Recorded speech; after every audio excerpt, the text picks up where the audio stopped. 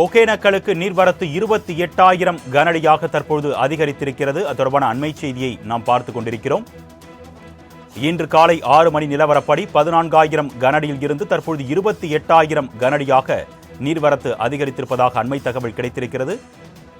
இதுகுறித்த கூடுதல் விவரங்களை செய்தியாளர் ஸ்ரீதரன் வழங்க நாம் கேட்கலாம். வணக்கம் ஸ்ரீதரன், இந்த அறிவிப்பு தொடர்பான கூடுதல் விவரங்கள் சொல்லுங்க.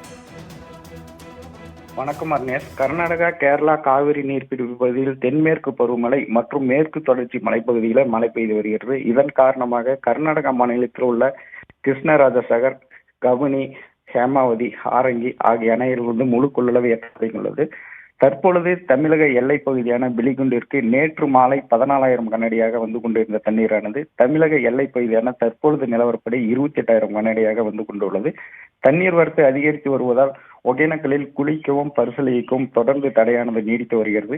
அதாவது நீர்த்தேக்க பகுதிகளில் 2 நாட்களாக பர்சல் சவாரி மட்டும் இயக்கப்பட்ட நிலையில் தற்பொழுது பர்சல் சவாரியும் நிறுத்தப்பட்டுள்ளது, தடையானது நீடிக்கப்பட்டுள்ளது.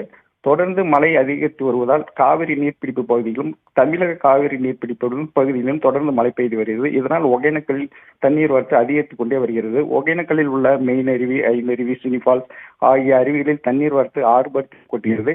இதேபோல் நேற்று மாலை ஓட்டமலை, ஆலம்பாடி, சத்திரம் ஆகிய பகுதிகளில் மழை பெய்து வருகிறது.